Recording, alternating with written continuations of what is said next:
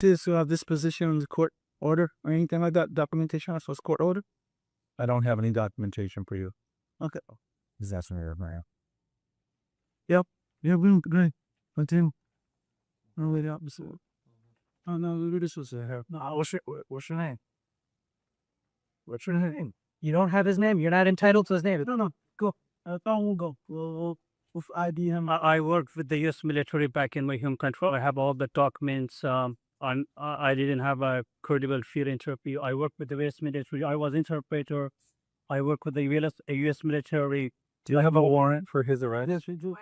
Provide the warrant. Provide the warrant. I worked with the U.S. military. Just tell to them. You can come with us, sir. Provide the warrant. You don't have a warrant. I worked U.S. military back in my home country, Afghanistan. See, this is my situation. Can I see his warrant?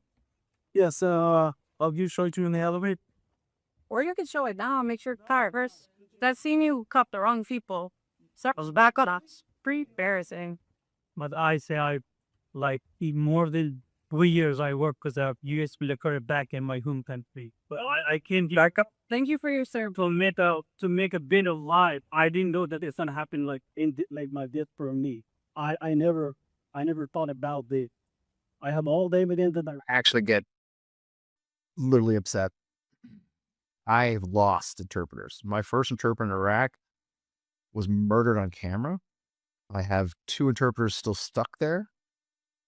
And this is how we treat the men who worked by our side in Afghanistan, in combat, came here the right way, sought asylum the right way, got dragged out because it's taken so damn long. And I'm not going to be lying, you guys. The last administration didn't rush either. But did you see that video? Did you watch it carefully? It came up to the lawyer, says, does he have a paperwork, asylum? This is at the courthouse. And when he said no, they said, okay, we'll take you into custody. What's your name? They asked him his name and didn't know who he was. All they knew was they've got one who wasn't properly covered by either asylum paperwork or a green card. And all they care about is those two assholes. Those 2 assholes got their quota. That's what they're doing, folks. They scooped up that man. They don't even know his name. Did you hear the bullshit? Oh, we'll show you the warrant in the elevator. There's no fucking warrant. They're lying. And they're lying behind masks because they're cowards. And this is what's going on. And then you've got, here's the acting head of ICE taking great offense at being asked why ICE is wearing masks. This is about a week and a half ago. I'm going to answer the mask question. So, no, not the mask, the mask. So a lot of agencies were invited to come out 2 weeks ago in Los Angeles where we ran an operation where ICE officers were doxxed. So let's just say that again. People are out there taking photos of the names, their faces, and posting them online with death threats to their family and themselves. So I'm sorry if people are offended by them wearing masks, but I'm not going to let my officers and agents go out there and put their lives on the line and their family on the line because people don't like what immigration enforcement is. They are wearing those masks because we ran an operation with the Secret Service where we arrested someone that was going online, taking their photos, posting their families, their kids' Instagram, their kids' Facebooks, and targeting them. So let me ask, is that the issue here, that we're just upset about the masks? Or is anyone upset with the fact that ICE officers' families were labeled terrorists? Yeah, we're upset about that. I was upset about it when I was doxxed 4 times by MAGA supporters. Okay? So yeah, I get it. But not one ICE agent's been killed in the line of duty in the last 3-4 years. The only ICE agent that died last year was cancer. Okay?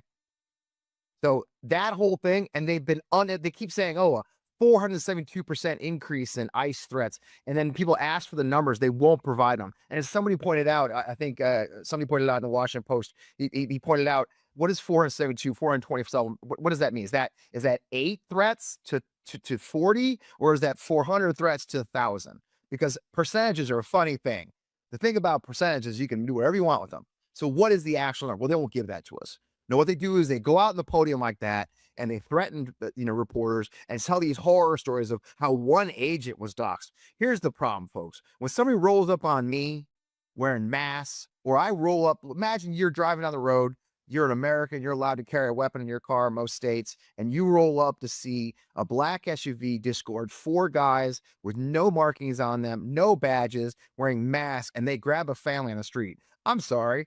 I'm pretty sure I'm allowed to intervene in that situation. Matter of fact, I'd get a medal. Under previous Republicans, I'd get a medal if I intervened and shot some bad guys. But those aren't bad guys. Those are our own secret police.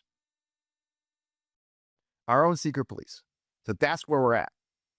And I don't accept it. I don't accept they're being doxxed. I don't buy it. Sue the guy. Great. Arrest the guy that did that. That's fine. It'll stop when you start arresting people. But you don't allow a secret police to be developed in America. The reason they wear uniforms, the reason they wear badges and badge numbers is for their safety too. It's for our knowledge that it's somebody who's actually a police officer. So I don't pull a gun and know I'm being properly arrested. So we can say, hey, who arrested this guy? So I can find out why he did it. This is really about scooping up as many people as they can, throwing them in the system, meeting that quota that Stephen Miller set out for them. Has nothing to do with criminals, has nothing to do with whether they're here doing the right thing or not. It has everything to do with getting rid of as many people as they can. As many as they can. And here's the punchline. I'm going to show you. I won't show this whole thing. It's really long, but I want to show you how that's going. Let's talk the politics side of it. Watch. Where are we? Well, I think we can say that Donald Trump has lost the political battle when it comes to what has happened out in Los Angeles. Donald Trump's net approval rating on the Los Angeles process. Look at this. Overall, way, way, way underwater at minus 15 points. How about among independents or those who don't identify with either major party? Way even lower. Look at that, minus 24 points on the net approval rating. And of course, this is happening on what should be one of Donald Trump's, in fact, the best issue for Donald Trump, immigration. And yet when it comes to these Los Angeles protests, 15 points underwater overall and 24 points underwater among independents. No good. What is the broader view of how Trump is acting and what he's doing when it comes to these arrests of immigrants? Right. So, you see these numbers with concern to the Los Angeles protests, but let's widen it out a little bit. And I think this sort of paints a picture for you in understanding why Donald Trump's net approval rating on the Los Angeles protests are as low as they are. Take a look. Trump and immigrant arrests. He's gone too far. That's the winner here.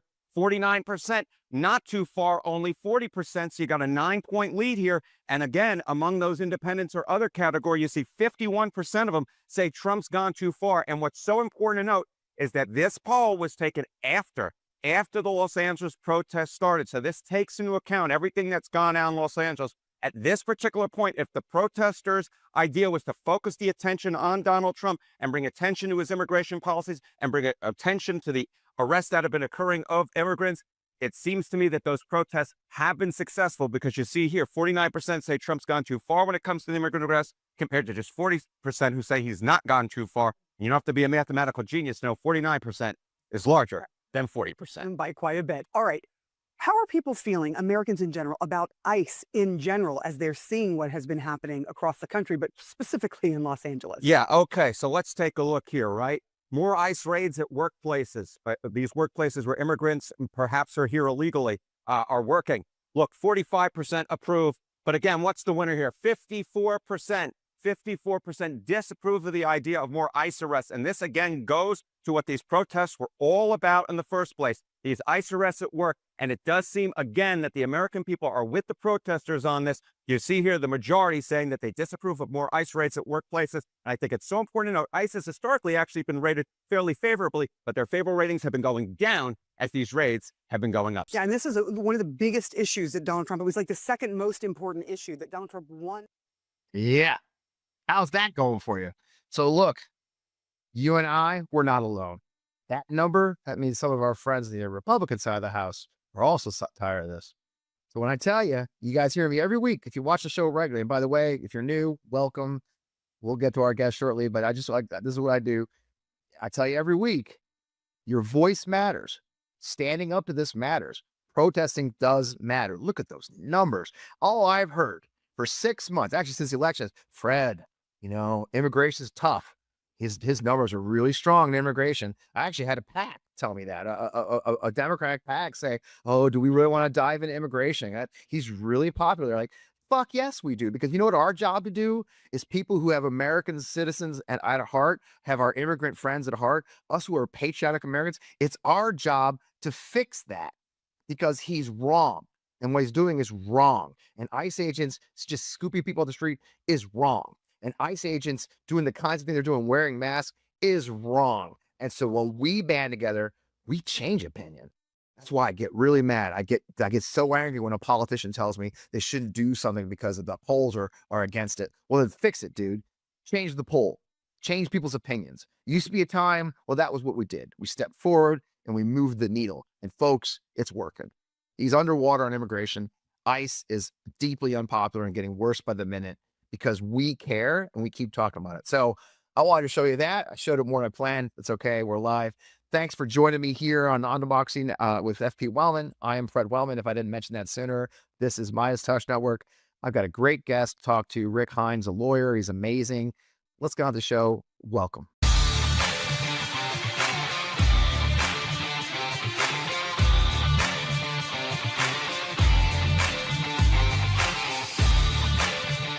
Oh, welcome back. It's Friday night on the Midas Touch Network. Exclusively, so good to see you guys here. I am still Fred Wellman, host of On Democracy with FP Wellman right here. It's so good to talk to you. You know, you saw from those opening videos, the introduction, just how insane it is right now. And as I was looking at all this madness, the scope of it all, I wanted to find someone I could hang out with and talk to.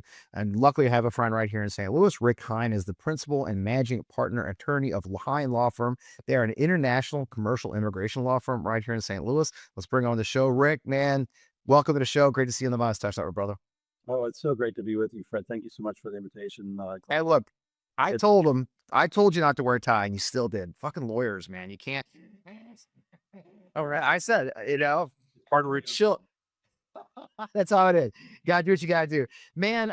We watched some videos of the ICE agents. I watched a video of the acting ICE director making excuses for these guys being masked. I mean, you've worked in the immigration space for years now. You know, you've written about this. How shocking it is to see. You even described it as a dirty war, right? Is it insane? I mean, you've never seen this before. ICE agents are masking up and just grabbing people where they can find them. Have you? No, of course not. We're not supposed to have a secret police in the United States, like the Stasi or any of the states of South America. The dirty war reference was to the Argentina situation in the 1970s and 80s, where you would have people like this pull up on folks and just whisk them off the sidewalks in Buenos Aires, and 30,000 people ended up being disappeared during that period.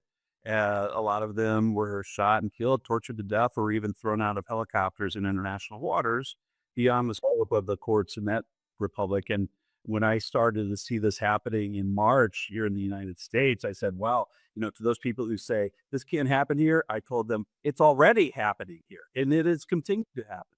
So the dirty war rages on in the United States. Yeah, and it's scary. I mean, I've talked about it before the show, those who watched the show a long time, I was in Baghdad, I was in war. I was there right at when this fall of Saddam, the invasion. These are the kind of stories I heard about there where, men in black SUVs roll up and scoop people off the street and disappear them, unmarked cars, no badges. I mean, it's kind of shocking to see it in the United States and you've seen it internationally. It's funny, we were talking in the pre-show, you had talked to an attorney, a friend of yours, overseas, who he saw this is before we even got Trump in office, the rise of Orban, right? I mean, you've seen the indicators there, and now 6 months later, I imagine that it's what he predicted may be coming true, sadly, isn't it? Yeah, well, I've been saying for 10 years that Trump is an existential threat to the republic, and I maintain that because of the actions that he takes, the way he tries to cleave the population, and the way he attacks the Constitution, literally physically attacking the constitutional process in January of 2021 on January 6th. So he doesn't have the best interest, I think, of the Constitution or the American people at heart. And I think his current actions, placing the military on the streets, is an extremely dangerous acceleration of this process that I think we're probably going to see it get even worse over the summer. So I think that our politicians really need to be aware of the history around the world. And I think we need to be having the conversation, especially informed by opinions from experts who have studied these phenomena around the world. to determine what next steps we should expect and how to take effective measures to resist. And ultimately, I think, and this goes to politics. I mean, immigration law is an area that we practice, but it's the perfect confluence of politics and law. And it changes, as you can imagine, on the whim of this president. So every morning you wake up and you kind of look at X and say, oh, God, what did he tweet overnight or whatever? So it's a total level of chaos that really we haven't experienced since the first Trump administration. This one's even so much more. You know, I showed the video of the Afghan, one of our Afghan translators. He was at an asylum hearing.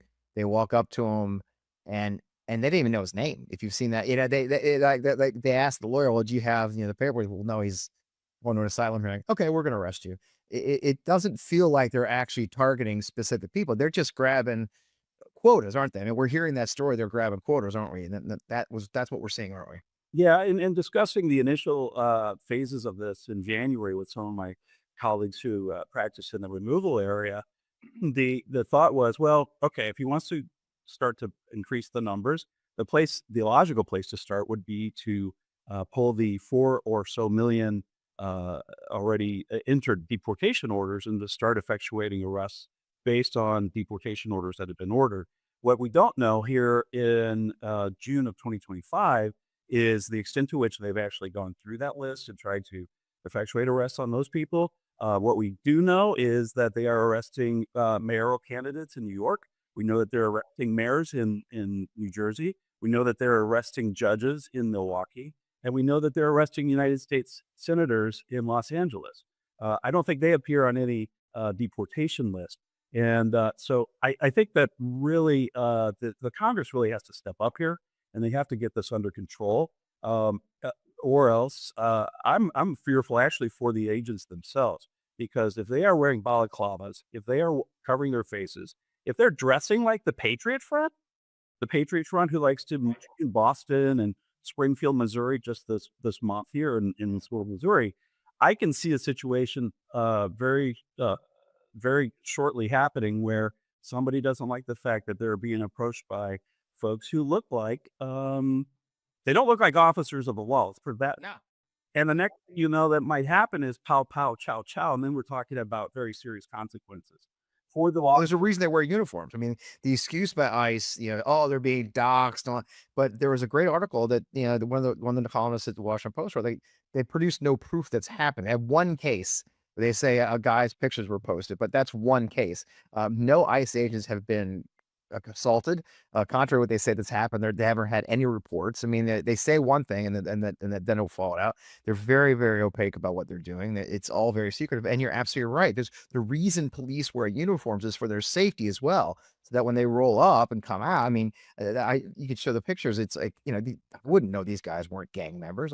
If I pulled up and I saw 4 men with balaclavas on and no badges showing, no markings on their vehicle, and they're grabbing a little girl or family, I'm sorry, man. I'm going to make assumptions. And this is America. I have a Second Amendment right. I mean, this is for their protection also, so they don't get rolled up on. Again, it's a very third world kind of thing, isn't it?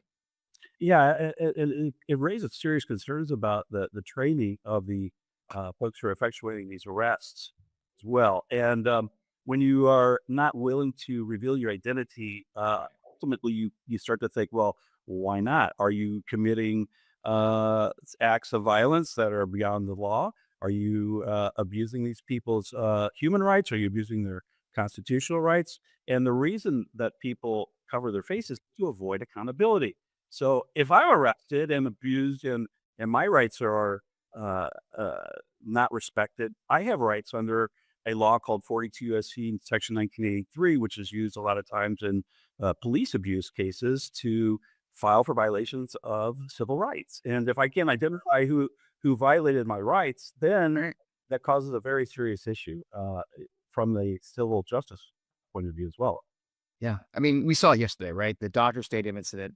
If you saw that, they rolled up on Dodger Stadium, the park out before a game. Dodgers said private property, no entree. And like, yeah, they posted that they refused ICE entry, and ICE answered, oh, it wasn't us. Like, therein lies the problem. Who the fuck was it? Right. Who the fuck was it? Oh, that was CBP. Again, We should know that. They should be in marked cars. They should be identified. They should pull a badge, say, hi, I'm with CBP. But that's literally it. We just, fuck, who knows? Maybe it wasn't ICE or CBP. Maybe it really was a gang member. We have no way of knowing. And their excuses are so bad. For a second, it's easy to watch the videos that make excuses. Oh, and go, oh, that's really bad. They're being doxxed. Then you realize that I've been doxxed 6 times. It's like, yeah, you take precautions and you use the law, but it's not an excuse to avoid accountability, legal accountability. Thanks the bars me too. Also one of the things I want to talk to you about, because you have immigration is your focus, but what shocked me too is seeing like that story of the Afghan interpreter, people trying to do the right thing. They're going to their hearings, right? And these guys are, how you mentioned the judge being arrested, which is complete bullshit, is going to get thrown out. I hope and sure, but there's people trying to do the right thing, and these guys are scooping them up at the hearings or after, as soon as the hearings ended. I mean, that's got to be hard for you as an attorney when you're representing people. Your job is to help people do the right thing, right? Well, look and look at who they're arresting. Somebody was helping our service members overseas at great risk to their own personal safety and that of their families to provide interpretation services for our soldiers. And this is the way we repay them. I mean, come on, this is not the America that I know. And this is something that's, I think, very new.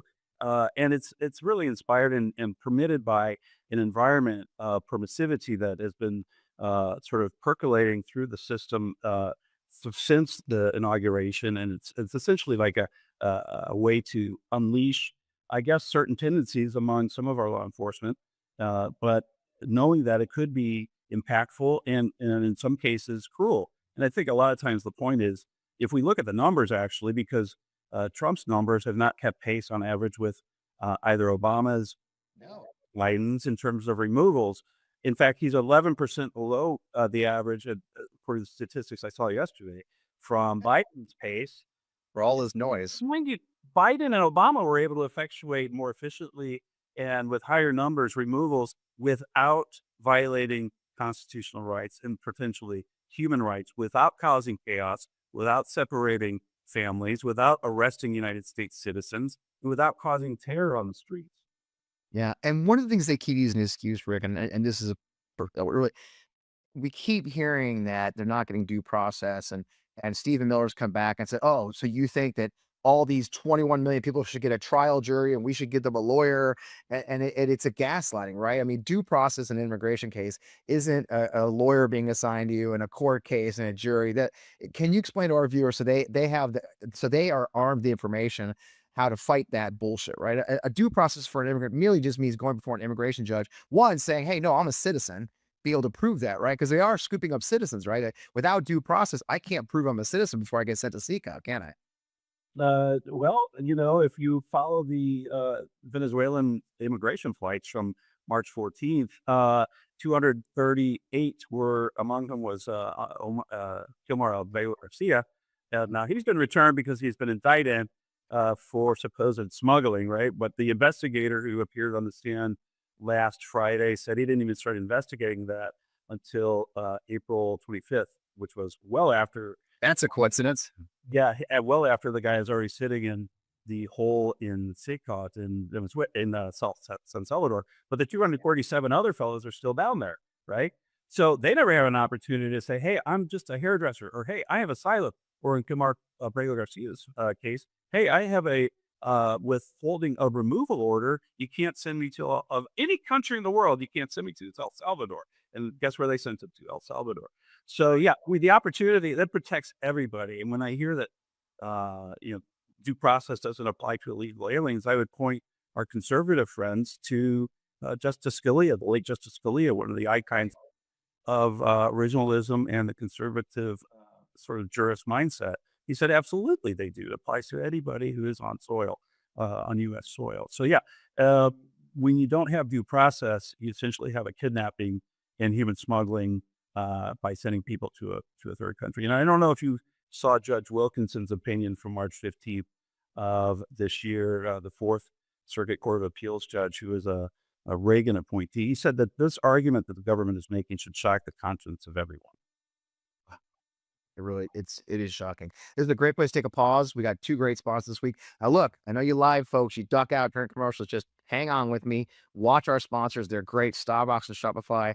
I can't do this without our amazing sponsors. The Midas Touch Network wouldn't be at 5 million if it wasn't for our sponsors helping us get there. So just take a moment break and we'll be right back. Hey guys, I am so proud to have Stopbox as a sponsor of On Democracy. And it may seem strange to you, but if you know me well enough, you know that I am a veteran of the United States Army. And you may not know, I was raised by a United States Marine Corps veteran of World War II. I grew up with guns and weapons in my home. And from a very early age, I was taught how important it is to store them safely, to store them in a place where children can't get access to them and where you can still use them if you need them. That's why I'm such a big fan of Stopbox. Look, Stopbox lets you handle 2 frustrating parts of owning a weapon for self-protection. Either it's locked away, safe, important, but out of reach in an emergency, or it's unsecured, which is leaving it vulnerable to anyone. And I will not allow that happen in my home. And you shouldn't either if you're a responsible gun owner like I am. So Stopbox USA solved the problem, solved it with a groundbreaking solution, the Stopbox Pro. Now, with the Stopbox Pro, you'll never have to choose between security and readiness again. It's ingenious. It's a push-button locking system. It gives you fast, reliable access when every second matters without a hassle of having to find keys or reliance on batteries. It's 100% mechanical, and it works every time with no power needed. And I'm a big fan of that, okay? Again, I have kids in my home. I've had kids in my home my whole life, and I've had weapons to protect my family. Now, look, all Stopbox products are made right in the United States of America in their own facility. So not only does it ensure a high-quality craftsmanship of every one of the products they send out, it creates meaningful jobs and opportunities for American workers. So this is the important part, y'all, and I really want you to pay attention. For a limited time only, our listeners are getting a crazy deal. Our listeners are getting 10% off your entire order when you use code FRED10. And right now, Stop is also running a deal on their most popular bundle, the 2-pack, which saves you over 30% and comes with free accessories and shipping. That's 10% off and a big bundle discount when you use code FRED10 at StopboxUSA.com. Look, this is a great way to discover a better way to balance security and readiness with Stopbox. And it's so important to all of us. So I want you to go again, to go to StopboxUSA.com, use code FRED10, 10% off the regular deal, and another 30% if you get the 2-pack bundle. I can't rep it enough. I'm so proud to have Stopbox as a sponsor of On Democracy. Check them out. You won't regret it, I promise. You know, starting a business is very hard. You're going through everything with like finding out your logo, building your website, getting your point of sale set up, your inventory, supply chains these days. Don't get me started about that. You know, when my family started a business 12 years ago in a small town in Virginia, that was one of the big challenges we had. How do we find a point of sale that works? How do we run an online store? How does it all integrate with our social media channels and everything else? And we were just glad we finally found a partner that works so well for us. And that's where Shopify comes in. Shopify is a commerce platform behind millions of businesses around the world, and it's 10% of all e-commerce just in the US alone, from household names that you know like Mattel and Gymshark to brands just getting started, or you know what, brands you should know like Sugar and Spruce in Fredericksburg, Virginia. You can get started with your own design studio with hundreds of ready-to-use templates. Shopify helps you build a beautiful online store to match your brand's style.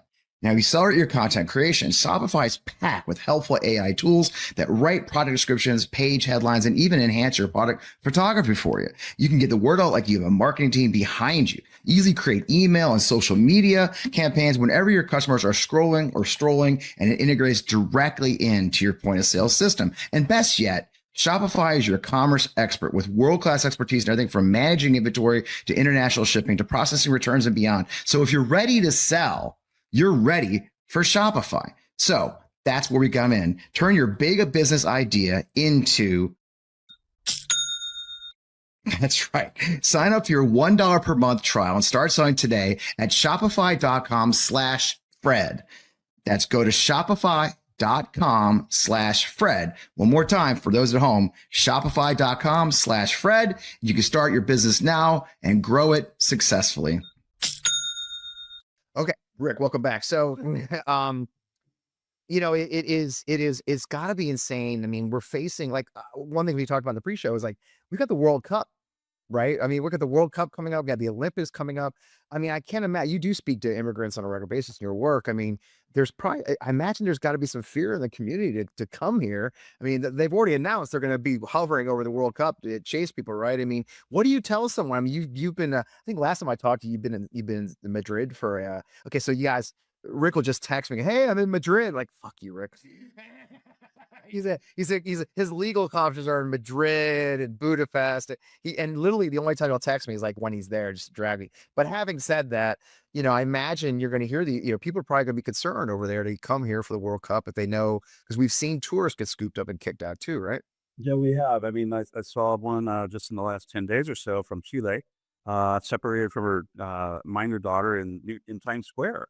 She was just a tourist, from Chile.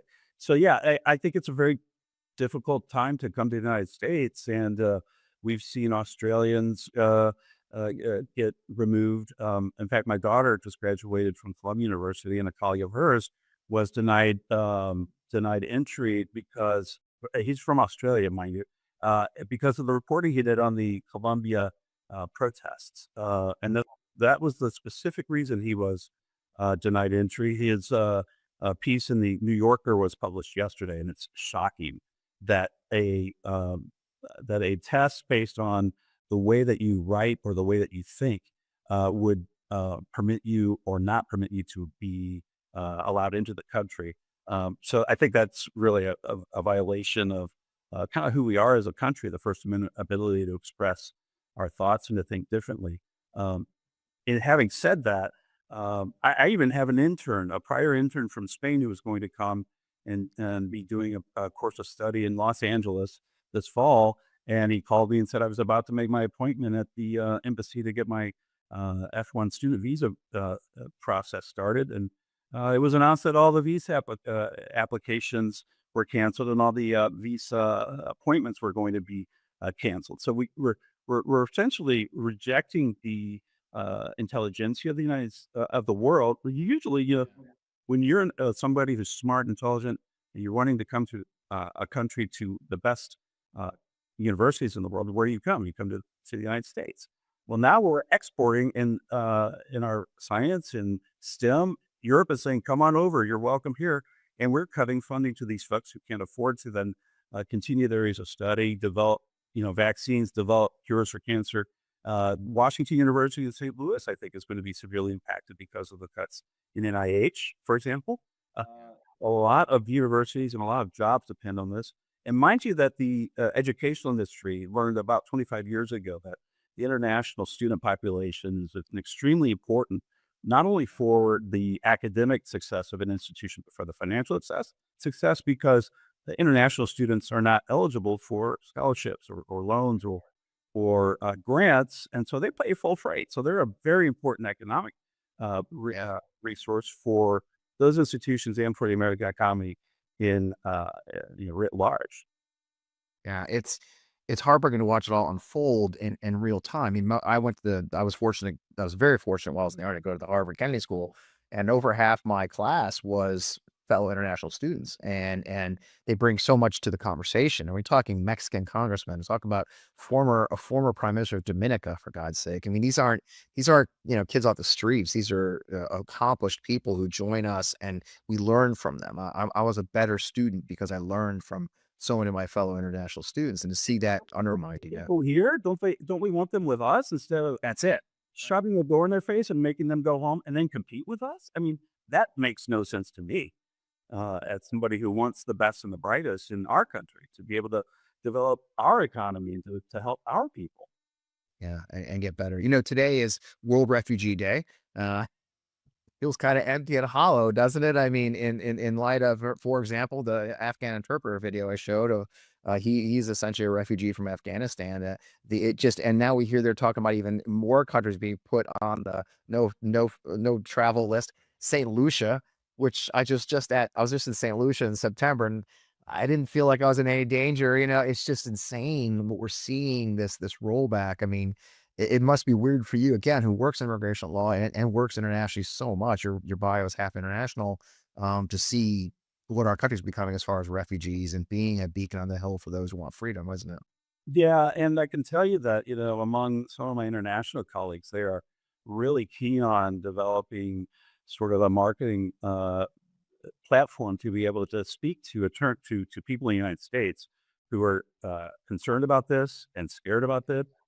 Because when you see this type of populist governments come into place, whether they're on the left or on the right, we saw this in Venezuela. The first folks to leave are the usually the intelligentsia, right? The ones who have the resources and who are able to leave those societies which oppress freedom of thought and development of the sciences and things like this. So there are golden visas or other types of visas available in other countries, and my colleagues are actually developing a nice practice in those areas for what we call emigration with an E, where you're leaving the country to seek better times and better prospects in another country. It's really unfortunate that we're experiencing what we have here. And I can tell you, I work on a daily basis with a former police officer from Venezuela who went to night school as a lawyer.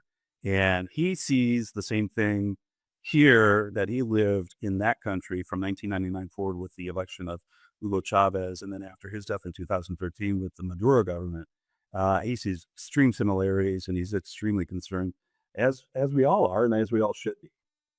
Yeah. Will the courts protect us? I mean, you've worked in the courts for, your entire career. I mean, we see them trying to ignore the courts. Do you think the courts will be able to stop this madness, or where do we go from here? Well, we have had especially the Camaro Garcia case, a 9-0 decision, which of course Stephen Miller and President Trump said that they won 9-0. I mean, it's like saying, that Yeah. the Cubs never lost a upside out Oakland in 117 years, or what Cubs is sweet. But the courts, I think, are alerted, and I think Judge Wilkinson's opinion really opened a lot of eyes, especially in the conservative circles, as to what the courts are actually confronting here.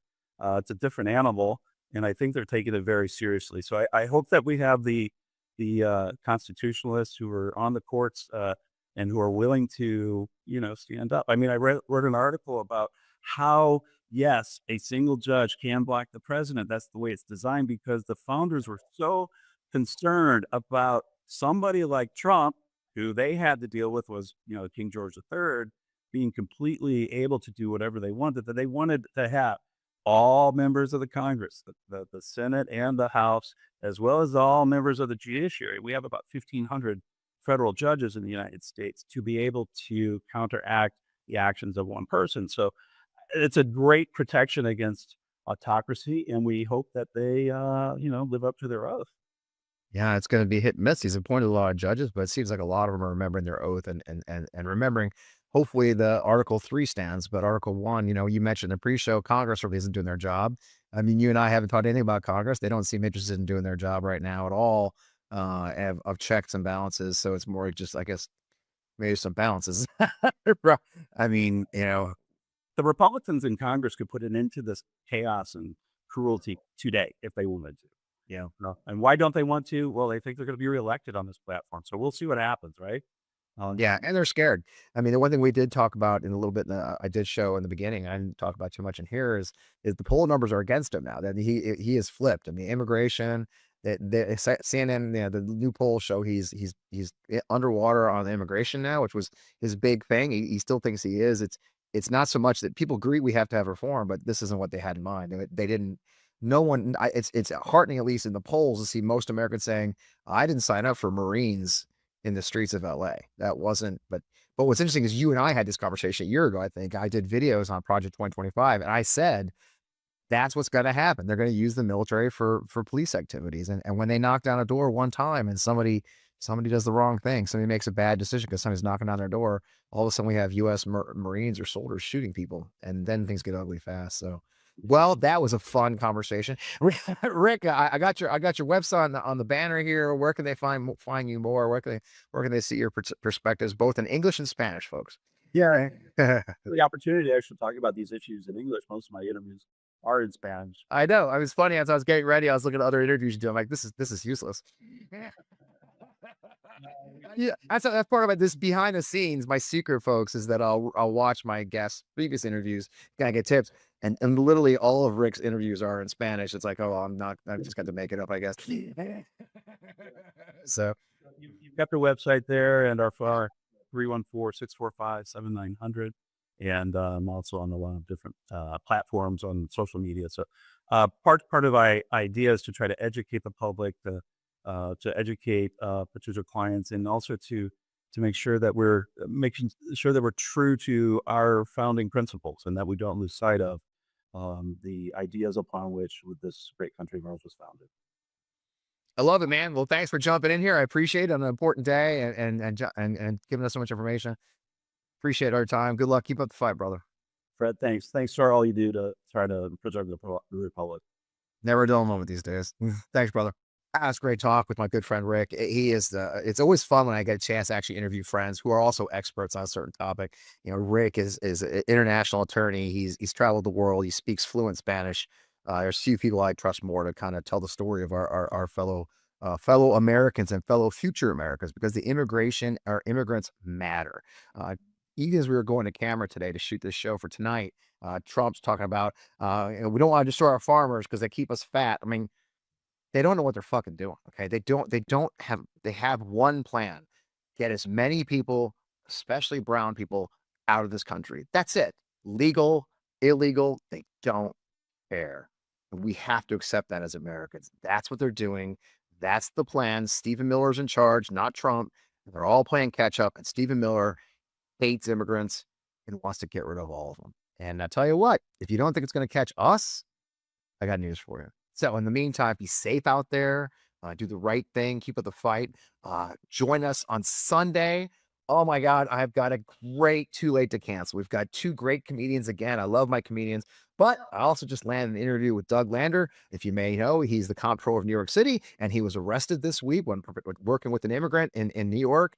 His staff just let me know he's going to join us live Sunday morning. So do not miss Too Late to Cancel on the On Demoxy channel and Substack. That's Too Late to Cancel on Demoxy channel, YouTube, and all of my social channels at 11 a.m. Eastern, 8 a.m. Pacific, Sunday morning live. Don't miss it. It's a really fun show. If you haven't joined us before, I would love to have you guys. Love to have the Minus Money come join us in the On Demoxy channel and join us. In the meantime, you can always find me here. We're doing a lot more short form videos. We're doing a lot more TikToks and Instagrams and all those things. You know where to find me. Find me everywhere. I would love to see you there too. We're doing so many cool things. And last but not least, I'd be remiss if I didn't urge you and beg you and hope you will consider signing up for our Substack. That's fpwellman.substack.com. Put out a lot of content these days. Very focused. It's just a joy to talk to you guys there as well. So in that, all right, guys, that's it. It's Friday night. It's summer. Longest day of the year. You still have daylight after the show tonight. So go out, enjoy it. I can't thank you enough for being part of the On Demoxy and Midas Touch family. 5 million subscribers. 5 million subscribers. When I joined Midas Touch, you guys, it was 1.65. I remember because it's in my contract. It's 1.65 million subscribers. And here we are at 5 million just 3 years later because of you guys. It's a joy being part of it. I just renewed for 2026 because I love being a part of the network. So stick with us. We're keep growing. We're fighting for democracy. As always, I am Fred Wellman. This is Anonymous FP Wellman every Friday night right here, 7 Eastern, 4 Pacific. Thanks, guys. Keep up the fight, because you know what? The shit never ends with these guys, does it? See you next week.